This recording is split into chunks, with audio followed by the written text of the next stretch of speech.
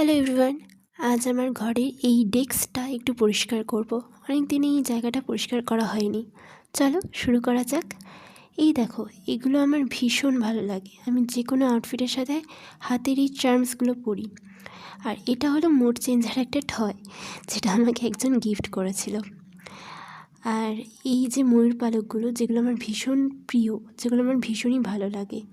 আমার জন্য তো বড় ময়ূর পালকের চেয়ে ছোটো ময়ূর পালকগুলো বেশি ভালো লাগে।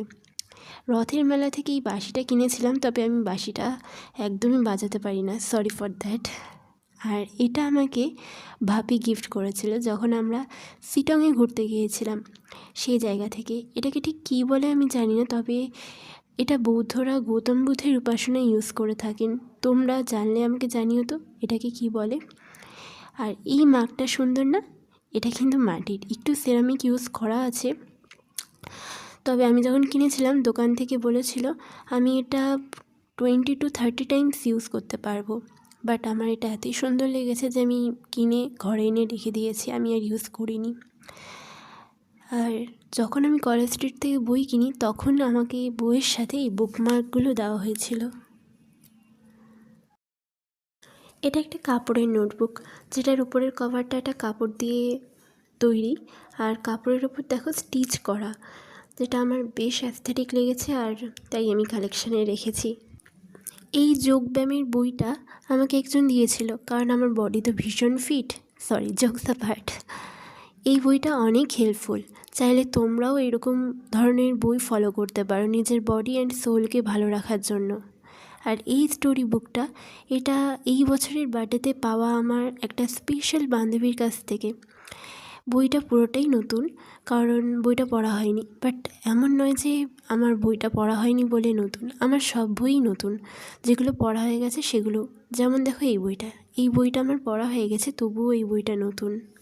এই বইটি আমি একজনের থেকে গিফটে পেয়েছিলাম, যেখানে 20টি গল্প আছে। এই ভিন্ন স্বাদের 20টি গল্প লিখেছেন এতগুলো রাইটার। নামগুলো তোমরা একটু দেখে নিও প্লিজ, আমি আর বললাম না। এটা কিন্তু পুরনো বই, যখন কলেজ স্ট্রিট গিয়েছিলাম সেখানে পুরনো বইয়ের দোকান থেকে এটা কিনেছি, কিন্তু বইটা পুরনো কম, নতুন বেশি লাগছিল। আর এই একটা বুকমার্ক দেখো, এটা কিন্তু হ্যান্ডমেড, বাট ইউনিক বলো। যাই হোক, এইগুলো আমার বইয়ের সমস্ত কালেকশন আমি তোমাদের সাথে শেয়ার করলাম। আমি আর নাম পড়ে বললাম না, তোমরা নিজেরাই একটু দেখে নিও প্লিজ। এখানে নতুন পুরনো সব ধরনেরই বই একসাথে রাখা আছে। বইগুলো সব আলাদা জায়গায় রেখে এবার এই সাইডটা নামিয়ে রাখবো। প্রথমেই এই পেনটা, এটাও কিন্তু আমাকে এই বছরের বার্থডেতে খুব কাছের অন্য একজন ফ্রেন্ড গিফট করেছিল। শিব ঠাকুরের ডামরু, এটা আমি বাগবাজার ভূতনাথ মন্দিরের সামনে থেকে কিনেছিলাম। রাধাকৃষ্ণের এই মূর্তিটা কিনে নর্মালি রেখে দিয়েছি, প্যাকেটটা এখনও খুলিনি, কারণ প্যাকেট খুললে যে কোনো জিনিস নোংরা হয়ে যায়, বিশেষত শোপিস, তাই।